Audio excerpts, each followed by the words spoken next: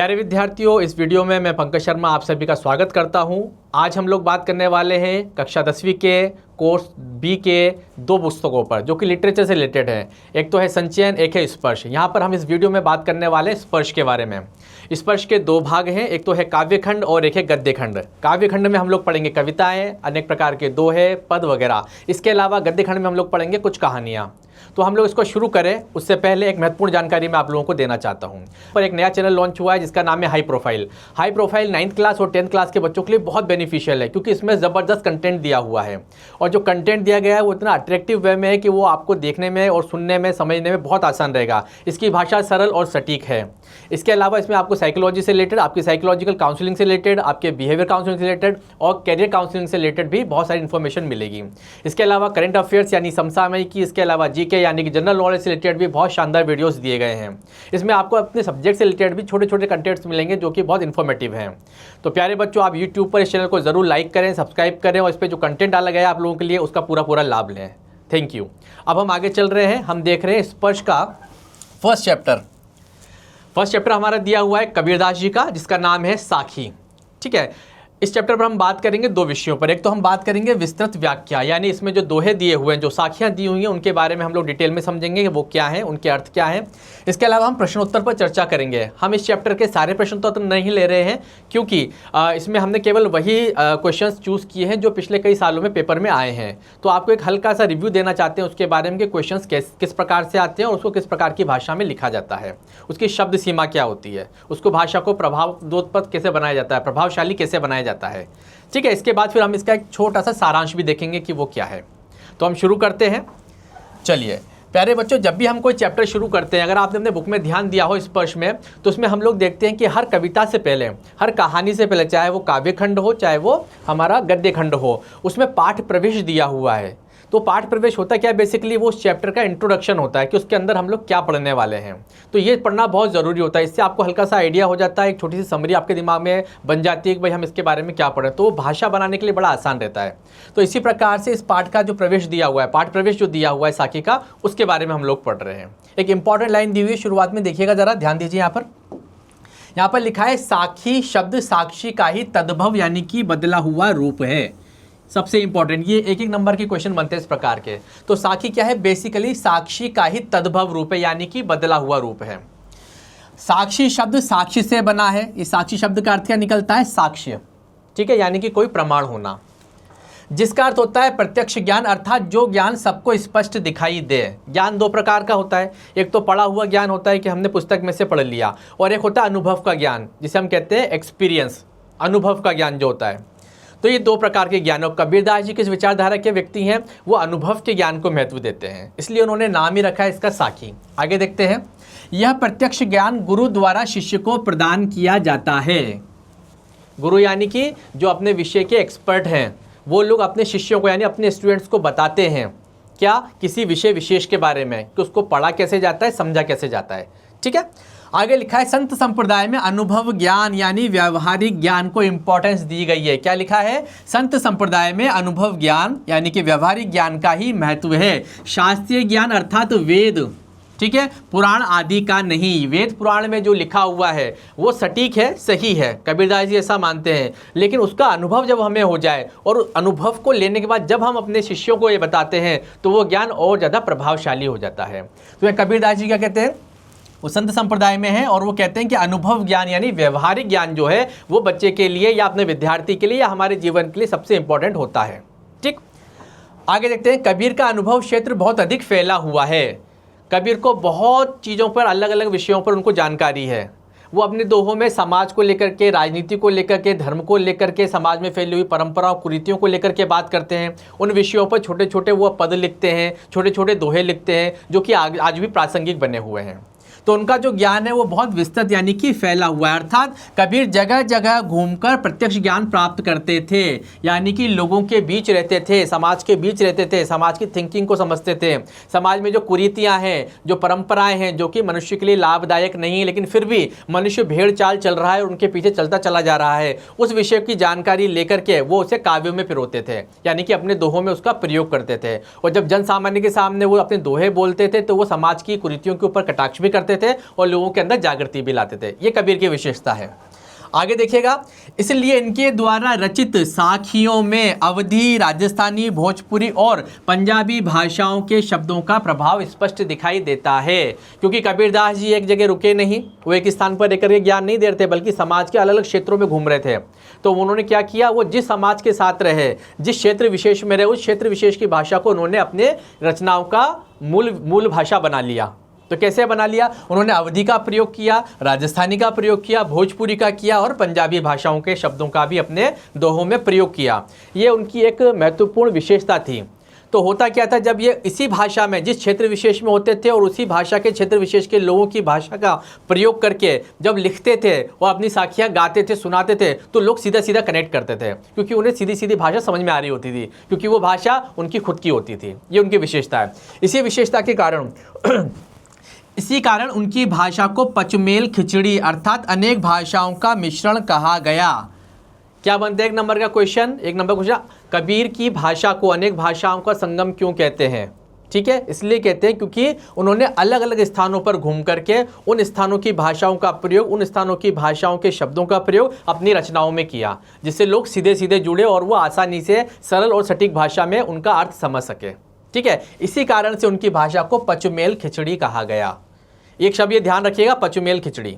ठीक है, आगे लिखा है, कबीर की भाषा को सद्दुकड़ी भी कहा जाता है। सद्दुकड़ी भाषा यानी कि एक ऐसा व्यक्ति जो अपनी बात को बिल्कुल सीधा बोलता है, स्ट्रेट बोलता है, वो ये परवाह नहीं करता कि किसी को अच्छा लगेगा या बुरा लगेगा। ये सद्दुकड़ी भाषा भी कहा जाता है। ये सद्दुकड़ी कैसे लिखते हैं ध्यान से देख लीजिएगा, मात्राओं की गलती होती है। सद्दुकड़ी भी कहा जाता है। प्रस्तुत पाठ की साखियां प्रमाण है कि सत्य को सामने रखकर ही गुरु शिष्य को जीवन के व्यवहारिक ज्ञान की शिक्षा देता है। तो इन साखियों में क्या बताया गया, इनके माध्यम से क्या कहने की कोशिश करी कबीर ने? कबीर ने कहने की कोशिश करी है कि जब गुरु स्वयं अनुभव प्राप्त कर लेता है, व्यवहारिक ज्ञान प्राप्त कर लेता है, उसके बाद जब वो उस ज्ञान को प्रेषित करता है, यानी अपने शिष्यों तक पहुंचाता है, तो वो ज्ञान बहुत ही प्रभावशाली हो जाता है। और कबीरदास जी इसी प्रकार के ज्ञान में बिलीव करते हैं। वो ये नहीं सोचते कि मैं वेद पुराण पढ़ लूँ और ऐसा कि ऐसा वेद पुराण शिष्यों को सिखा दूँ, बल्कि वो बताते हैं कि वेद पुराणों से जो सीखा है उसे अपने जीवन में उतारूँ और फिर वही अपने जीवन में उतारने की शिक्षा में अपने विद्यार्थियों को दूं, अपने शिष्यों को दूं। ये उनकी विशेषता है। आगे लिखा है, व्यवहारिक ज्ञान की शिक्षा देता है। यह शिक्षा जितनी अधिक प्रभावशाली होगी उतना ही अधिक याद रहेगी। जब हमारी भाषा सटीक होगी, सरल होगी और प्रभावशाली होगी, तो जब सुनने वाले व्यक्ति जो है वो उसको उतने ही अच्छी प्रकार से याद रख पाएंगे। ये भाषा की विशेषता होती है। इसी प्रकार की शैली का प्रयोग करते हैं कबीरदास जी। किसमें करते हैं? अपनी साखियों में। ठीक है, तो दोहों के माध्यम से उन्होंने बड़ी बातें कहने का प्रयत्न किया है, जन जागृति लाने का प्रयत्न किया है। इसलिए कबीर की भाषा को हम क्या कहते हैं? पचमेल खिचड़ी कहते हैं, सद्दुकड़ी कहते हैं। पचमेल क्यों कहते हैं? क्योंकि अलग अलग स्थानों पर घूमे और वहाँ की भाषाओं को अपनी रचनाओं में प्रयोग किया, जिससे कि लोग वहाँ के सीधे सीधे जुड़े, वो भाषा को समझ सके, उनके उद्देश्य को समझ सके। सद्दुकड़ी भाषा क्यों कहते हैं? क्योंकि वो बिल्कुल स्ट्रेट फॉरवर्ड बोलते हैं, बिल्कुल सीधा सीधा बोलते हैं। वो समाज को अच्छा लगेगा बुरा लगेगा इसकी परवाह नहीं करते। ये एक बड़ी विशेषता है। ठीक है, अब इसी के साथ इनकी साखियों पर आते हैं कबीरदास जी की, देखते हैं क्या है। तो यहाँ हम देखेंगे हमारे चैप्टर में दी हुई है जो साखियाँ, उनकी हम व्याख्या पर बात करेंगे। पहली साखी हम देख रहे हैं, ऐसी बाणी बोलिए। ऐसी बाणी, अब इनको समझने का सबसे अच्छा तरीका क्या है? जब भी आप अपनी किताब को निकाल करके पढ़ें इस चैप्टर को, तो इसमें जो टिपिकल वर्ड्स दिए हुए हैं, जैसे कि यहाँ पर दिए हुए हैं, जैसे यहाँ पर दिया है बाणी, जैसे यहाँ पर दिया हुआ है बाणी, है ना, तो इसका अर्थ लिख लें। बाणी का मतलब यहाँ पर हमने लिखा वाणी, किताब में हाथों हाथ वहीं का वहीं लिख लेना है। बोलिए का मतलब बोले, आपा का मतलब होता है अहंकार, तो हमने यहाँ पर लिख लिया। अब इसका फ़ायदा क्या होगा? जब हम लोग इसको पढ़ने बैठेंगे, जब भी कभी हम रिवीजन करेंगे, तो ये शब्द हमारी भाषा बनाने में सहायक होंगे। कैसे होंगे? जैसे एग्जाम्पल देखिए, ऐसी बाणी बोलिए मन का आपा खोए। मैं ये पढ़ रहा हूँ, अब मुझे इसका सेंटेंस बनाना है, तो मैं क्या बोलूँगा? मैं बोलूँगा कबीरदास जी कहते हैं कि मनुष्य को ऐसी वाणी बोलनी है। कैसी वाणी बोलनी है? जिसमें अहंकार न हो। बन गया सेंटेंस। इस प्रकार से बेनिफिशियल होगा। तो आपकी बुक में शब्दार्थ दिए हुए हैं, इस चैप्टर को पढ़ने से पहले उन शब्दार्थों को उन शब्दों के ऊपर इस प्रकार से लिख लें, ताकि आपकी भाषा बनती चले। ठीक, अब हम इसकी व्याख्या पर आते हैं, देखते हैं क्या कर रहे हैं कबीरदास जी, क्या कहने की कोशिश कर रहे हैं हमसे। चलिए देखते हैं। पहला, ऐसी बाणी बोलिए मन का आपा खोई, अपना तन शीतल करे औरन को सुख होई। एक कॉमन लाइन देखिए, जब भी आप किसी कवि के बारे में उसकी व्याख्या कर रहे हैं या उसके पद के बारे में या उसके दोहे के बारे में आप कुछ बोल रहे हैं तो आपकी एक कॉमन लाइन होनी चाहिए। ये आप हर बार बोलेंगे तो आपको याद रहेगी और एग्जाम में इजीली लिख लेंगे। तो क्या बोलेंगे, प्रस्तुत दोहे में कबीरदास जी कहते हैं कि, ये तो हुए दोहे, ये तो हुई साखी। अगर मैं पद बोल रहा हूँ तो प्रस्तुत दोहे में कबीरदास जी कहते हैं कि, प्रस्तुत पद में मीराबाई कहती हैं कि, प्रस्तुत कविता में कवि कहते हैं कि। 3 प्रकार की कैटेगरी है पुस्तक के अंदर, तो तीनों में इस प्रकार की भाषा बनाएंगे। क्या बनाएंगे इसमें देखिए ध्यान से, प्रस्तुत दोहे में कबीरदास जी कहते हैं कि, क्या कह रहे हैं, ऐसी वाणी बोलिए, वाणी यानी कि वाणी बोलिए, मन का आपा खोई। कबीरदास जी कहते हैं मनुष्य जब भी आप बोलने लगे तो ऐसी वाणी का प्रयोग करें, ऐसे शब्दों का प्रयोग करें जिसमें अहंकार ना हो। आपा यानी कि अहंकार, अहंकार ना हो। ठीक है, उसका फायदा क्या होगा अगले लाइन में बताते हैं कबीरदास जी। अपना तन शीतल करे औरन को सुख होई। जब हम अच्छी वाणी का प्रयोग करते हैं, जब हम अच्छे शब्दों में किसी व्यक्ति से बात करते हैं तो उसके 2 फायदे होते हैं। सबसे पहला फ़ायदा होता है हमको अपना, क्या फ़ायदा होता है, हमारा मन प्रसन्न हो जाता है क्योंकि हमारे मन में अच्छा भाव आया। उस अच्छे भाव को जब हम अच्छे शब्दों में प्रेषित करते हैं, सामने वाले तक पहुंचाते हैं, तो ऐसे में सामने वाले का मन भी प्रसन्न हो जाता है। ठीक है, तो कबीरदास जी बोलते हैं ऐसी वाणी बोलिए, मन का आपा खोए, अपना तन शीतल करे औरन को सुख होई। ठीक है, तो यहाँ पर हमें ऐसी वाणी बोलनी है जिसमें अहंकार नहीं हो। जब हम इस प्रकार की वाणी बोलेंगे तो क्या होगा, हमारा मन भी प्रसन्न होगा और जो व्यक्ति हमारी भाषा को सुनेगा उसका मन भी प्रसन्न हो जाएगा। कबीरदास जी ने कितनी प्रासंगिक बात कही है ना। नंबर 2 देखते हैं। नंबर 2 साखी दी हुई है, कस्तूरी कुंडली बसे मृग ढूंढे बन माही। कस्तूरी यानी एक प्रकार का विशेष पदार्थ जो कुंडली यानी कि नाभि में होता है। किसकी नाभि में होता है, मृग, मृग यानी कि हिरण। ठीक है, और मृग ढूंढे मन माही। प्रस्तुत साखी में कबीरदास जी कहते हैं कि कस्तूरी जैसा जो बहुमूल्य दिव्य पदार्थ है वो हिरण की नाभि में ही होता है, लेकिन मृग ढूंढे बन माही, लेकिन हिरण उसे वन में ढूंढता रहता है। हिरण जैसे ही चलता है उसकी नाभि से सुगंध आती है, उस सुगंध से मदहोश होकर के हिरण उसे ढूंढने का प्रयत्न करता है, जंगल में दौड़ लगाता है। जितना वो दौड़ लगाता है उतनी खुशबू बढ़ती जाती है, फिर वो थक करके बैठ जाता है। इस एग्जाम्पल के द्वारा, इस उदाहरण के द्वारा कबीरदास जी ने बड़ी बात कहने की कोशिश करी है बच्चों। उन्होंने कहा ऐसे घटी घटी राम हैं दुनिया देखे नाहे। घटी घटी यानी हर एक वस्तु के अंदर, हर एक व्यक्ति के अंदर, यानी कि कण कण में इस प्रकार से ईश्वर बसा हुआ है। या ये कह दूं और सरल भाषा में कि हर मनुष्य के घट यानी कि शरीर के अंदर, मन के अंदर ईश्वर बसे हुए हैं, लेकिन दुनिया देखे नाहे। वो व्यक्ति क्या करता है, वो मृग की भांति जंगल में ढूंढता है कस्तूरी को, अपने अंदर झांक करके कस्तूरी रूपी ईश्वर को नहीं देखता। यानी कि मनुष्य अपने अंदर तो ईश्वर नहीं ढूंढता बल्कि बाहर ढूंढता है, बिल्कुल वैसे ही जैसे हिरण अपनी नाभि की ओर ध्यान न दे करके नाभि से उठने वाली सुगंध के लिए जंगल में दौड़ लगाता है। कितनी बढ़िया बात की है। कस्तूरी कुंडली बसे मृग ढूंढे मन माही। कस्तूरी बसी हुई है नाभि में, लेकिन मृग ढूंढे बन माही, हिरण उसको ढूंढ रहा है वन में। ऐसे घटी घटी राम है, ऐसी हम सबके अंदर कौन है, ईश्वर बसे हुए हैं, हम जिस भी रूप में उन्हें मानते हैं। दुनिया देखे नहीं, दुनिया अपने घट के यानी अपने अंदर के ईश्वर को नहीं देखती है, अपने मन में बसे हुए ईश्वर को नहीं देखती है, बल्कि बाहर देखती है। इसलिए फिर वो भी थक जाती है। ठीक है, और उसको ईश्वर की प्राप्ति नहीं होती, क्योंकि ईश्वर तो हमारे अंदर है ना, घट घट में बसे हुए हैं, तो बाहर थोड़ी ना मिलेंगे। चलिए अब आगे देखते हैं। इसके बाद नंबर 3 दिया हुआ है, जब मैं था तब हरि नहीं, अब हरि है मैं नाही। मैं यानी कि अहंकार, यहाँ पर ये लिखा अहंकार। ऐसे कि ऐसा लिखते चलना बुक के अंदर साथ में, तो आपके लिए बहुत बेनिफिशियल रहेगा। तो क्या लिखा हमने, जब मैं था तब हरि नहीं। जब मेरे अंदर मैं यानी कि अहंकार था, जब मैं अपने आप को कुछ समझता था, जब मुझे लगता था कि मैं ही सब कुछ कर रहा हूँ, ठीक है, मेरे द्वारा ही हो रहा है, मैं ही सर्वसमर्थ हूँ, मैं ही शक्तिशाली हूँ, जब तक ये अहंकार मेरे अंदर था, जब मैं था तब हरि नहीं, तब तक मुझे अपने हृदय में ईश्वर की अनुभूति का अनुभव नहीं हो रहा था। यानी हम सबके अंदर ईश्वर बसे हुए हैं, लेकिन हम क्या करते हैं, मैं करते हैं। मैं का मतलब अहंकार करते हैं, हर चीज़ में स्वयं क्रेडिट लेते हैं, ईश्वर को याद नहीं करते हम लोग।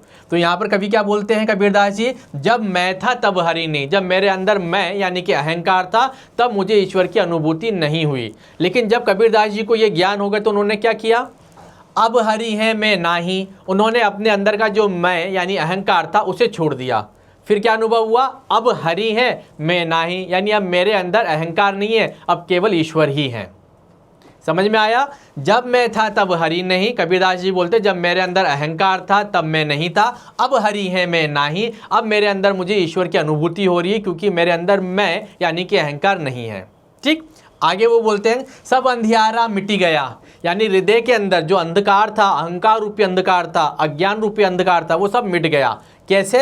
जब दीपक देखा माही, जब मेरे अंदर ज्ञान का दीपक प्रज्वलित हुआ, जब मेरे अंदर ज्ञान का दीप प्रकट हुआ, तो उस ज्ञान के दीप ने क्या किया? मेरे अंदर, मेरे मन के अंदर जो अहंकार का अंधकार था, जो अज्ञान का अंधकार था, उसे मिटा दिया। तो कबीरदास जी ने क्या बोला? जब मैं था तब हरि नहीं, अब हरि है मैं नाही। जब मेरे अंदर अहंकार था तब मैं नहीं था, अब मेरे अंदर अहंकार नहीं है, इसलिए केवल हरि यानी ईश्वर ही है। सब अंधियारा मिटी गया, मेरे हृदय का सारा अंधकार मिट गया है जब दीपक देखा माही, जब मैंने ज्ञान रूपी दीपक की प्राप्ति कर ली, यानी मेरे हृदय में ज्ञान का दीपक जल गया तो वो सारा अहंकार रूपी अंधकार मिट गया। ठीक, अब इसमें भी शब्द दिए हुए, अंधियारा तो हम समझते हैं अंधकार हो गया, देखा का मतलब हुआ देखा।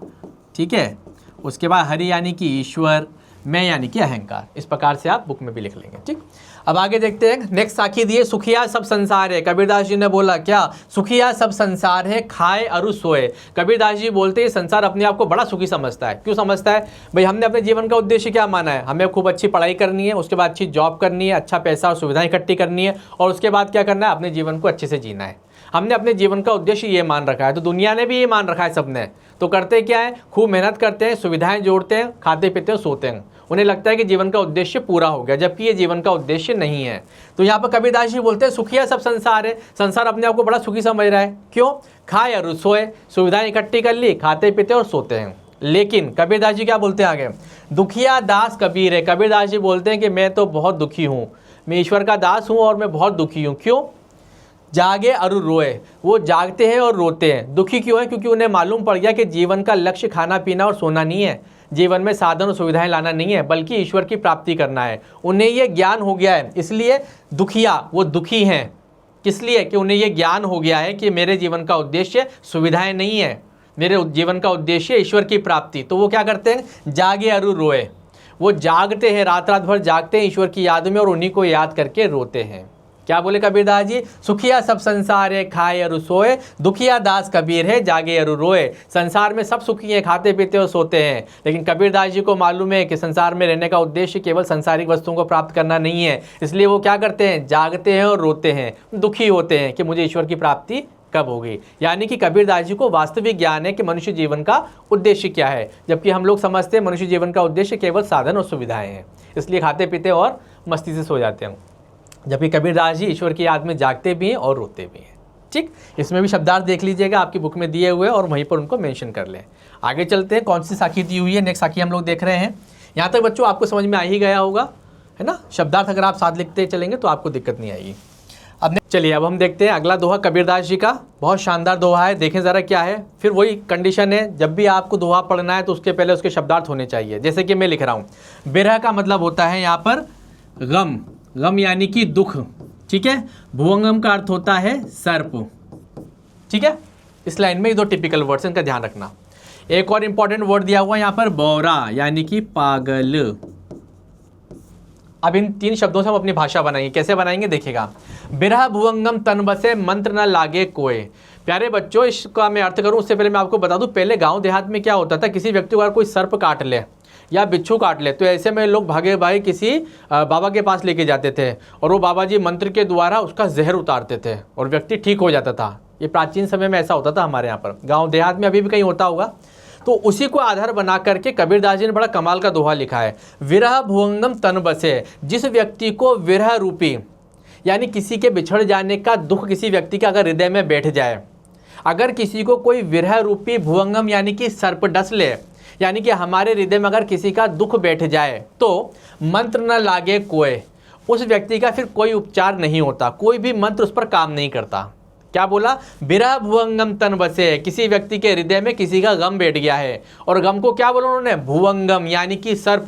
जैसे किसी को सांप काट ले तो उसके ऊपर विष चढ़ जाता है, ऐसे किसी को अगर कोई किसी व्यक्ति का गम हो जाए, किसी व्यक्ति से उसका बिछुड़ना हो जाए, है ना, तो उसकी याद का जो गम होता है वो अगर किसी व्यक्ति के हृदय में बैठ जाए तो मंत्र न लागे कोई, फिर उसका कोई उपचार नहीं होता। आप उसको कितना भी समझाओ, कितना भी बहलाने की कोशिश करो, लेकिन उसके हृदय में वो दुख बना ही रहता है। यहाँ पर ये बात कही है। आगे उन्होंने लिखा एग्जाम्पल देकर के, राम वियोगी ना जीवे। अब वो समझा रहे अपनी बात को, क्या कहना चाह रहे हैं इस लाइन के माध्यम से, कि इसी प्रकार से भगवान का जो भक्त होता है, जो सच्चा भक्त होता है, अगर उसे राम वियोग यानी कि भगवान का हमें वियोग हो गया है, इस बात का अनुभव हो जाए, तो राम वियोगी ना जीवे, ईश्वर से बिछड़ने के बाद या तो वो जिएगा ही नहीं। कौन? ईश्वर का भक्त, ईश्वर की भक्ति में लीन भक्त, या तो वो जिएगा ही नहीं, और जीवे तो बौरा होई, और अगर जैसे तैसे जीवित बच भी गया तो उसकी स्थिति कैसे हो जाएगी? बौरा। बौरा का मतलब पागल, यानी समाज में लोग उसको पागल की तरह देखेंगे। समझ में आया? तो बिरह भुवंगम तन बसे मंत्र न लागे कोय। जिस व्यक्ति को किसी का दुख हृदय में बैठ जाता है, किसी का गम बैठ जाता है, और यहाँ पर कबीरदास जी कहते हैं विरह रूपी सर्प अगर उसे डस लेता है तो मंत्र न लागे कोई, फिर उसका कोई उपचार नहीं होता। ठीक है, और अगर ऐसा व्यक्ति बच जाए तो राम वियोगी ना जीवे। इसी प्रकार से अगर राम के वियोग से दुखी व्यक्ति पहले तो जीवित ही नहीं रहेगा, और अगर जीवित रह भी गया तो जीवे तो बोरा होए, तो फिर वो जीते जी उसकी स्थिति पागल जैसी हो जाती है। यानी समाज के लोग उसे कहते हैं ये तो भक्ति में ही लगा रहता है, ये तो पागल हो गया भगवान के भक्ति में, इस प्रकार की बातें उसके बारे में होती है। बोरा यानी कि पागल जैसी उसकी स्थिति मानी जाती है। अब एक शब्द देखो बेटा, ये पागल, ये दो शब्दों से बना है, पा और गल। पा का मतलब होता है प्राप्त हो जाना या पा लेना या पकड़ लेना, और गल का मतलब होता है बात करना। हम कहते हैं कई लोग पंजाबी लोग जो बात कर रहे हैं, मैनू गल करनी है, गल का मतलब बात करनी है। तो इस शब्द का अगर हम अर्थ देखें तो क्या होता है? एक ऐसा व्यक्ति जिसके दिमाग ने कोई एक बात पकड़ ली हो, ठीक है, जो उससे बाहर ही ना निकल पा रहा हो, उसे हम कहते हैं पागल। गल यानी कि कोई बात, और पा यानी कि पकड़ लेना या दिमाग में बिठा लेना, अब उससे वो बाहर ही नहीं निकल पा रहा है। पागल की स्थिति यही तो होती है, हंस रहा है तो हंस रहा है, रो रहा है तो रो रहा है, दौड़ लगा तो दौड़ लगा रहा है, लौट रहा है तो लौट रहा है, यानी वो उससे बाहर नहीं निकलता। ऐसे यहाँ पर इस शब्द का प्रयोग के, बोरा शब्द का प्रयोग करके कबीरदास जी कहते हैं कि राम का वियोगी बसता नहीं, और बसता है तो समाज में उसकी स्थिति पागल जैसी हो जाती है। ठीक, अब हम आगे देखते हैं हमारी अगली साखी को, देखें ज़रा क्या लिखा हुआ है। अगला लिखा है, बड़ी कमाल की चीज़ है और बड़ी हास्यास्पद भी है। लिखा, निंदक नेड़ा राखिए। निंदक यानी कि आपका जो आलोचक है, आपकी बुराई करने वाला जो व्यक्ति है, उसे अपने पास रखिए। अब ये संभव नहीं सामान्यतः देखा जाए तो, हमारी जो बुराई करता है, हमारे सामने अगर हमारे विरुद्ध कोई एक शब्द भी बोल दे या एक सेंटेंस भी बोल दे तो हम लड़ने के लिए आमादा हो जाते हैं। लेकिन यहाँ कबीरदास जी ने बड़े सोच समझ के ये दोहा लिखा है, इसका बड़ा फ़ायदा है। क्या बोला उन्होंने? उन्होंने लिखा, निंदक नेड़ा राखी, यानी आपकी जो आलोचना करता है, बात बात में आपको रोकता है, टोकता है, हर चीज़ में आपकी कमी निकालता है, ऐसे व्यक्ति को आप अपने पास रखो। तो भाई क्यों रखें पास, और कितना पास रखें? रोज मिले उससे? नहीं। कबीरदास जी बोलते हैं, निंदक नेड़ा राखिए, अपने आलोचक को अपने पास रखो, और कितने पास? आंगणी कुटी बंधाए, बिल्कुल अपने घर में अपने साथ, बिल्कुल अपने साथ, हर क्षण अपने साथ रखो। किसको? अपने आलोचक को, जो आपकी बुराई करता है उसको। तो कबीरदास जी से पूछा, भाई ऐसा करने से क्या होगा? तो उन्होंने बोला, बिन साबुन पानी बिना, बिना किसी साबुन के और बिना पानी के वो एक सबसे महत्वपूर्ण कार्य करता है हमारे व्यक्तित्व को सुधारने के लिए। क्या करता है? निर्मल करे सुभाई, वो हमारे स्वभाव को, हमारे स्वभाव की कमियों को निर्मल यानी कि साफ कर देता है, स्वच्छ कर देता है, बिना पानी और बिना साबुन के। कितनी कमाल की बात लिखी हुई है और कितनी प्रासंगिक है। निंदक नेड़ा राखिए, आंगणी कुटी बंधाई, बिन साबुन पानी बिना निर्मल करे सुभाई। कबीरदास जी ने बोला, निंदक को बिल्कुल अपने पास रखो, अपने घर में, बिल्कुल अपने साथ, क्योंकि वो क्या करेगा? वो हमारे स्वभाव को निर्मल कर देगा। किस प्रकार से? हमारे अंदर जो जो भी कमियां हैं उन्हें वो बाबा रोक रोक के, टोक टोक के उनको सुधरवा देगा। ना चाहते हुए भी हम उन्हें सुधारने लगेंगे, क्योंकि हम बार बार जब अपनी बुराइयां सुनेंगे तो उसे हम ठीक करने का प्रयत्न करेंगे। ठीक है, अब आगे देखते हैं। नेक्स्ट साखी दी हुई है बड़ी कमाल की, उसमें लिखा है, पोथी पड़ी पड़ी जगमुआ। पोथी यानी कि बड़े बड़े वेद पुराण शास्त्र पढ़ करके, जगमुआ पंडित भयानक कोई, बड़े बड़े वेद पुराण पढ़ने के बाद भी कोई व्यक्ति पंडित नहीं बन पाया। पंडित शब्द का अर्थ, पंडित शब्द का अर्थ किसी जाति विशेष से नहीं है। पंडित शब्द का अर्थ होता है विद्वान, वो चाहे किसी भी धर्म का हो। तो पंडित भयानक कोई, कबीरदास जी बोलते हैं, अगर आपने बहुत पढ़ाई कर ली है, बड़ी बड़ी डिग्री और डिप्लोमा आपके पास है, तो आप वास्तव में विद्वान हो ये ज़रूरी नहीं है। आपके पास कागज़ पे तो डिग्रियां हैं, डिप्लोमा है, लेकिन आपके पास वास्तविक ज्ञान है, ये इसमें संदेह है। तो उन्होंने बोला, उनको किसी ने पूछा कि भाई इसका प्रमाण क्या है? तो उन्होंने बोला, एक अशीर पीव का। कबीरदास जी क्या बोलते हैं कि विद्वान की पहचान क्या है, ज्ञानवान की पहचान क्या है? एक अशीर पीव का, अगर उसने एक अक्षर पीव यानी प्रेम का पढ़ा हुआ है, प्रेम क्या? दूसरों के प्रति दया का भाव, करुणा का भाव, प्रेमानुभूति का भाव, सहयोग का भाव। ठीक है, प्रेम के अंदर ये सारी क्वालिटीज़ आती हैं। तो जिस व्यक्ति ने एक अशीर पीव का एक अक्षर भी अगर प्रेम का पढ़ा हुआ है दूसरों के प्रति, तो पढ़े सुपंडित होए, वो केवल एक शब्द पढ़ने वाला व्यक्ति भी विद्वान कहला सकता है। अब फिर से समझेंगे, कबीरदास जी बोलते हैं कि एक व्यक्ति ऐसा जिसने बहुत सारी डिग्रियां ले ली और बहुत हायर एजुकेशन उसने प्राप्त कर ली, ठीक है, लेकिन उसके अंदर विनम्रता नहीं है, उसके अंदर दूसरों के प्रति दया का भाव नहीं है, तो पोथी पढ़ी पढ़ी जग मुआ पंडित भयानक होए, तो उस व्यक्ति को हम पंडित यानी कि विद्वान नहीं मानेंगे।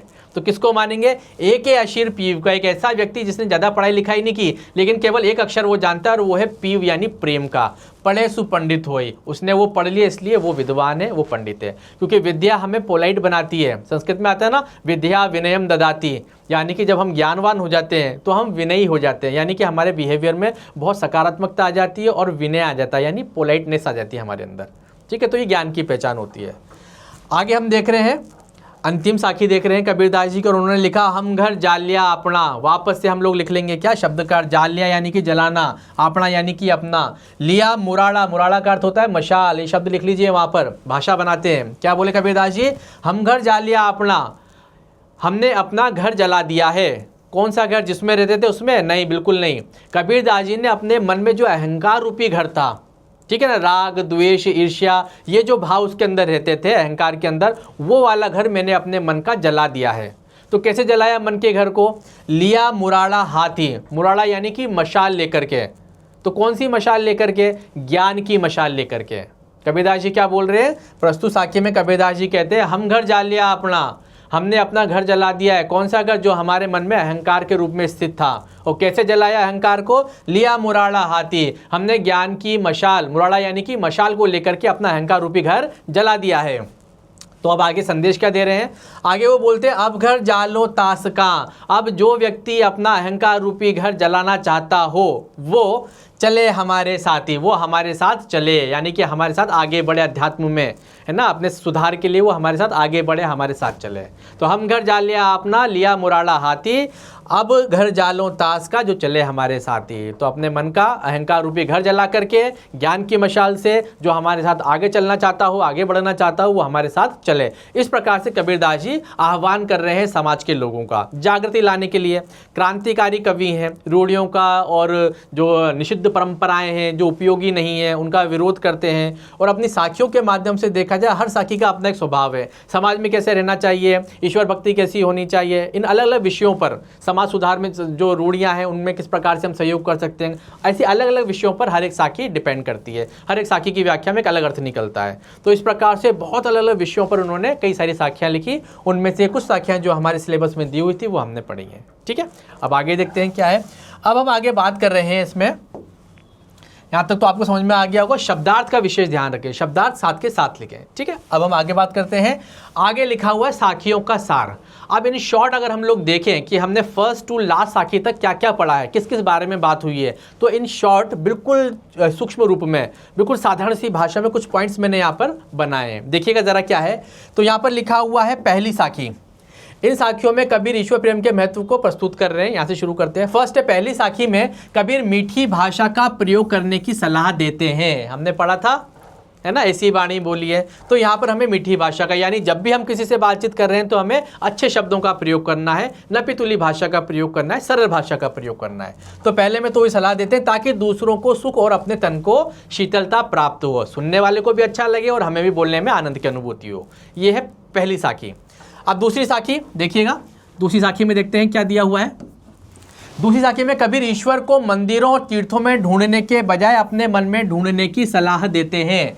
क्या कहते हैं कबीरदास जी कि भाई मंदिर मस्जिद में मत जाओ ईश्वर को ढूंढने के लिए, बल्कि अपने मन में ढूंढो। ऐसे घटी घटी राम है दुनिया देखे नाई, हमने पढ़ी थी वो साखी। साखी नंबर 2 का ये ट्रांसलेशन है। ईश्वर को बाहर नहीं खोजना है बल्कि अपने अंदर खोजना है, अपने मन में खोजना है। अब देखते हैं नेक्स्ट साखी दी हुई है। कबीर ने अहंकार और ईश्वर को एक दूसरे से विपरीत बताया है। यानी कि हमने साखी पढ़ी थी जब मैं था तब हरि नहीं, याद आ गया आपको? उसी का ट्रांसलेशन दिया हुआ इन शॉर्ट। क्या लिखा है? कबीरदास जी ने कहा है अहंकार और ईश्वर एक दूसरे के अपोजिट है, एक दूसरे से बिल्कुल उल्टे हैं। अहंकार होगा तो ईश्वर की अनुभूति नहीं होगी, ईश्वर की अनुभूति तभी होगी जब अहंकार नहीं होगा। ठीक। नेक्स्ट दिया हुआ है चौथी साखी में कबीरदास जी कहते हैं प्रभु को पाने की आशा उनको संसार के लोगों से अलग करती है। यानी कि कबीरदास जी क्या कहते हैं, खाए अरु दुनिया सुखिया सब संसार है, खाए अरु सोए दुखिया दास कबीर है, जागे अरु रोए। तो कबीरदास जी क्या कह रहे हैं साखी नंबर चौथी साखी में कबीरदास जी कह रहे हैं कि प्रभु को पाने की जो उनकी इच्छा है, जो लालसा है, वो उन्हें सामान्य सांसारिक लोगों से अलग करती है और उनके जीवन के उद्देश्य के बारे में बताती है कि संसार में आने का उद्देश्य क्या है। ठीक, अब इसी के साथ ही हम आगे देखते हैं। तो ये साखी आपको समझ में आ गई होगी, 3-4 सेक्शन में अलग अलग दी हुई हैं। देखते हैं इनको जरा आगे। अब नंबर 5 नंबर की साखी में आ रहे हैं। 5वीं साखी में कबीरदास जी कहते हैं कि ईश्वर के वियोग में कोई व्यक्ति जीवित नहीं रह सकता। जो व्यक्ति को ये समझ में आ जाए कि ईश्वर हमारे परम हितैषी हैं और हम उनसे बिछड़े हुए हैं, ये बात का अनुभव जिस व्यक्ति को हो जाए वो ईश्वर के वियोग में जीवित रह ही नहीं सकता, है ना, जीवित नहीं रह सकता। आगे लिखा है उसकी स्थिति पागलों जैसी हो जाती है। जीवे तो बोरा होए, वो शब्द हमने अंडरलाइन किया था, बोरा यानी कि पागल जैसी हो जाती है। ईश्वर से बिछड़ने वाला व्यक्ति जी ही नहीं सकता और जीता है तो कैसी स्थिति हो जाती है, पागलों जैसी, बोरा होई। ठीक, नेक्स्ट छठी साखी में कबीर निंदा करने वालों की हमारे स्वभाव को परिवर्तन करने में मुख्य मानते हैं। कबीरदास जी क्या बोलते हैं कि हमारे स्वभाव को निर्मल करने में बिना साबुन बिना पानी के अगर कोई व्यक्ति समर्थ है तो वह है हमारा आलोचक, हमारा निंदक, जो हमारे को बुराई करता है, हमारी बुराई करता है और जगह जगह हमें रोकता टोकता है। तो वो व्यक्ति हमारे जीवन का सबसे महत्वपूर्ण व्यक्ति है। हालांकि उसके साथ रहना, उसकी बातों को सुनना बड़ा मुश्किल है, लेकिन जो व्यक्ति धैर्य के साथ ऐसे व्यक्ति के साथ रहता है, जो उसकी कमियाँ निकालता है, वो व्यक्ति आगे चल करके अपने व्यक्तित्व को विकसित कर पाता है। तो कबीरदास जी ने ये ज्ञान देने की कोशिश करी, यहाँ पर ही समझाने की कोशिश करिए कि अपनी बुराई करने वाले लोगों से चिढ़ना नहीं है, बल्कि उनके साथ ही रहना है। साथ रहेंगे तो क्या होगा, वो हमारी कमियों को ठीक कर देंगे। ठीक है, उसके बाद 7वीं साखी में कबीर ईश्वर के प्रेम अक्षर को पढ़ने वाले व्यक्ति को महत्व देते हैं। कबीरदास जी बोल रहे हैं कि बड़े बड़े वेद पुराण शास्त्र पढ़ने से कुछ नहीं होगा, प्रेम रूपी एक अक्षर भी अगर आप पढ़ लेते हैं तो आपका जीवन धन्य हो जाता है। प्रेम अक्षर को अगर आपने समझ लिया तो आप वास्तविक रूप में मनुष्य हैं और ईश्वर प्राप्ति में अब कोई भी रुकावट नहीं है। आपने ज्ञान बहुत प्राप्त कर लिया जिसके कारण आपके मन में अहंकार हो गया, तो फिर वो ज्ञान आपके लिए किसी भी काम का नहीं है। ठीक, इसके बाद अंतिम साखी में कबीरदास जी कहते हैं ज्ञान प्राप्त करना है तो मोह माया का त्याग करना पड़ेगा। हम घर जा लिया अपना, लिया मुराड़ा हाथी, हमने साखी पढ़ी थी, तो उसके बारे में कबीरदास जी कहते हैं कि अगर ईश्वर की प्राप्ति करनी है तो मन का अहंकार जला दो और माया मोह जो हमने अपने चारों तरफ फैला रखा है सुविधाओं के रूप में, लोगों के रूप में, उसको भी समाप्त कर दो, तब जाकर के आपको ईश्वर की प्राप्ति हो सकेगी। ठीक है, तो इस प्रकार से हम लोगों ने देखा कबीरदास जी की साखियों के अंदर के बड़ी महत्वपूर्ण जानकारियां दी हैं उन्होंने, और बहुत ही कम शब्दों में गागर में सागर भरने वाली जो कहावत है वो सिद्ध होती है कबीरदास जी की साखियों में। बड़ी सुंदर व्याख्या है और हम लोगों ने इसकी व्याख्या पर बात करी। ठीक है, अब हम इसका नेक्स्ट स्लॉट देख रहे हैं जिसमें हमने बात की थी कि हम लोग बात करेंगे इसमें जो पिछले सालों में महत्वपूर्ण क्वेश्चन आंसर्स आए उनके बारे में। मैं सारे प्रश्नों नहीं ले रहा हूँ, केवल 3 प्रश्नों को आपको लेकर के बता रहा हूँ, भाषा कैसी होनी चाहिए और उसको किस प्रकार से लिखा जाएगा। तो पहला क्वेश्चन देखिए, ईश्वर कण कण में व्याप्त है पर हम उसे क्यों नहीं देख पाते। ठीक है, ये बात सही है। अगर मन में हमारे हर कण कण में बोल रहे हैं, हमारे अंदर तो है इसी सृष्टि के हर कण में ईश्वर, तो हम क्यों नहीं देख पाते। आंसर देखिएगा, कबीरदास जी दूसरी साखी में स्पष्ट करते हैं कि, ये लैंग्वेज बना सकते हैं या फिर हम कह सकते हैं कबीरदास जी अपनी साखी में कहते हैं कि, क्या कह रहे हैं, ईश्वर कण कण में व्याप्त है पर हम अपने अज्ञान के कारण उसे नहीं देख पाते। सीधा सटीक जवाब, ज़्यादा भाषा का सौंदर्य बढ़ाने की या ज़्यादा भाषा को खींचने की आवश्यकता नहीं है। शब्द सीमा में रहना है, 25 से 30 शब्दों का आंसर है ये। ठीक है, 25 से 30 शब्दों का मतलब होता है 2 से 3 लाइनें, max two max 3 lines, 2 line 2.5 line में खत्म हो जाना चाहिए। कारण नहीं दे पाए क्योंकि हम ईश्वर को अपने मन में खोजने के बजाय मंदिरों और तीर्थों में खोज रहे हैं। तो कबीरदास जी ने बड़ी बात बोली, क्या बोली, ईश्वर कण कण में इसलिए नहीं दिखते हैं क्योंकि हम ईश्वर को बाहर ढूंढते हैं, अपने मन में नहीं ढूंढते। 1-1.5 लाइन में आंसर खत्म। उसके बाद एक अशीर पीव का पढ़े सुपंडित हो, इस प्रकार के क्वेश्चन बहुत आते हैं। काव्य जो खंड होता है हमारा उसके अंदर बहुत ज़्यादा आते हैं, कविताओं में से भी लिए जाते हैं, दोहे में से भी लिए जाते हैं, पद में से भी लिए जाते हैं। तो जितना लिखा हुआ है उसको एक्सप्लेन करना होता है। कैसे, एक अशीर पीव का पढ़े सुपंडित हो, इस पंक्ति द्वारा कवि क्या कहना चाहते हैं। ठीक है, तो आंसर देखिएगा, एक अशीर पीव का पढ़े सुपंडित होय। लैंग्वेज देखिए, इस पंक्ति में कवि ईश्वर प्रेम को महत्व देते हुए कहना चाहते हैं कि ईश्वर प्रेम का एक अक्षर किसी व्यक्ति को पंडित बनाने के लिए काफ़ी होता है। यानी कि एक ऐसा व्यक्ति जिसने प्रेम रूपी अक्षर पढ़ा हुआ है, जो सबके प्रति प्रेम का भाव रखता है, वो व्यक्ति ज्ञानवान है, वो ज्ञान उसके लिए काफ़ी है, चाहे वो ज़्यादा पढ़ा लिखा हो या ना हो, चाहे उसके बाद बड़े बड़ी डिग्रियां हो या ना हो। ठीक, बिल्कुल साधारण भाषा में आंसर लिखा हुआ है। इसके बाद नंबर 3 दिया, कबीर की उद्धृत साखियों की भाषा की विशेषता प्रकट कीजिए। कवियों के साथ में ज़्यादातर यही होता है, उनकी भाषाएं अलग अलग होती हैं, किस उद्देश्य से लिखा गया है, तात्पर्य क्या है, अभिप्राय क्या है, अपने शब्दों में बताइए, सारांश बताइए। इस प्रकार के क्वेश्चंस आते हैं कवियों वाले चैप्टर्स में। तो यहाँ पर भी दिया हुआ है कि अब भाषा की विशेषता बताइए, हमने पढ़ा था इनके बारे में, देखिए क्या है आंसर। कबीर की साखियों में अनेक भाषाओं का प्रभाव है, बिल्कुल सही बात है, प्रयोग हुआ है, इसलिए हम पचमेल खिचड़ी कह रहे हैं। हमने कहा था अवधी है, भोजपुरी है, राजस्थानी है, पंजाबी है, ठीक, ये भी हम लिख सकते हैं। अच्छा देखो, आंसर लिखने में हम लोगों को ये फ़ायदा होता है लैंग्वेज के अंदर स्पेशली, कि हम भाषा अपने अनुसार बना सकते हैं। कौन से पोर्शन में? लिटरेचर वाले पोर्शन में। ग्रामर की भाषा नहीं बनाते हम लोग, ग्रामर की डेफिनेशन यानी व्याकरण की जो परिभाषाएं होती हैं वो एज इट इज़ रहती हैं, उनमें चेंजेस नहीं होते हैं। लिटरेचर वाले पॉइंट में हम लोग करते हैं, लिटरेचर वाले जो हमारा भाग है इसमें हम लोग कर सकते हैं। भाषा थोड़ी ऊपर या नीचे भी हो जाएगी, कोई दिक्कत नहीं आ रही है, ठीक है। कोशिश करें सटीक बन जाए तो अच्छा है, अपने शब्दों को भी मिलाएं और बुकिश वर्ड्स भी रखें, थोड़े से किताब के शब्द भी आने चाहिए, इससे भाषा इंप्रेसिव बनती है। इन आंसर्स को अगर आप ध्यान से देखेंगे तो इसमें मन के शब्द भी प्रयोग किए गए हैं और भाषा के शब्द भी लिए गए हैं जो कि बुक के अंदर है, ठीक है। तो इसका आंसर देखते हैं। कबीर की भाषा जो है, कबीर की साखियों में अनेक भाषाओं का प्रभाव स्पष्ट दिखाई देता है। साखियों की भाषा की विशेषता यह है कि इसमें भावना की अनुभूति है, रहस्यवादिता है, यानी कि इनमें गूढ़ ज्ञान है, कुछ गहरा ज्ञान है, छुपा हुआ है इसके अंदर कुछ। जीवन की संवेदनशीलता है, जीवन के प्रति हमें संवेदनशील होना चाहिए, दूसरों के प्रति हमें संवेदनशील होना चाहिए, इस बारे में बताया गया है। और सहजता को प्रमुख स्थान दिया गया, यानी कि भाषा सरल और सहज रखी गई है ताकि पढ़ने वाला आसानी से समझ सके। अब आप इसमें चाहें तो ये आंसर भी ले सकते हैं कि कबीरदास जी की भाषाओं में अनेक शब्दों का प्रभाव है, इस कारण से उनकी भाषा पचमेल खिचड़ी है। वो अपनी बात को बड़ी बेबाकी से और सीधा कहते हैं, इसलिए उनकी भाषा को सद्दू कड़ी कहते हैं। उनकी भाषा सरल और सहज है, उनकी साखियाँ प्रभावशाली है। इस प्रकार की भाषा भी आप बना सकते हैं अपने अनुसार, अपने मन के अनुसार, कोई दिक्कत नहीं आ रही है, ठीक है। तो क्वेश्चंस को हमें ध्यान से पढ़ना है और उसके बाद फिर हम लोगों को आगे चलना है, ठीक है। तो इस प्रकार से हमने इसके कुछ महत्वपूर्ण प्रश्न देखे। तो इनकी भाषा पर विशेष ध्यान रखेंगे और इनको समझ करके लिखेंगे। भाषा अपने मन से बना ले, बहुत अच्छी बात है, लेकिन उसके अंदर बुक के भी कुछ शब्द डालें जिससे कि वो प्रभावशाली बने। तो आज के चैप्टर में हम लोगों ने देखा साखी, हमारे स्पर्श का फर्स्ट चैप्टर, जो कि कबीरदास जी द्वारा लिखा गया है। दोहे का संग्रह है और बड़े समसामयिक, बहुत ही प्रासंगिक दोहे हैं जिनकी विस्तृत व्याख्या एवं प्रश्नोत्तर पर चर्चा हमने की, ठीक है प्यारे बच्चों। तो आप इनके एक बार अच्छे से रिवीजन करना और इस वीडियो को अगर आप देख रहे हैं ध्यान से तो लाइक और शेयर करना, अपने दोस्तों तक इसको पहुंचाना ताकि वो भी इसका बेनिफिट ले सकें। साथ ही जब भी आप इस वीडियो को देखें तो अपने नोट्स बनाएं, जो भी बात यहाँ से बोली जा रही है, आपको बोर्ड पर नज़र आ रहे हैं पॉइंट्स, उनको लिखें, तो आपके शॉर्ट नोट्स तैयार होते जाएंगे। तो आपको एक हल्का सा आइडिया हो जाएगा कि इस चैप्टर में हम लोग क्या पढ़ने वाले हैं या हमने क्या पढ़ा था। आपकी भाषा बनने लग जाएगी। लिखने की प्रैक्टिस जरूर करें, क्योंकि एग्जाम में आप लोगों की राइटिंग का, आप लोगों की मात्राओं को और आपकी भाषाओं का ही नंबर आपको मिलता है।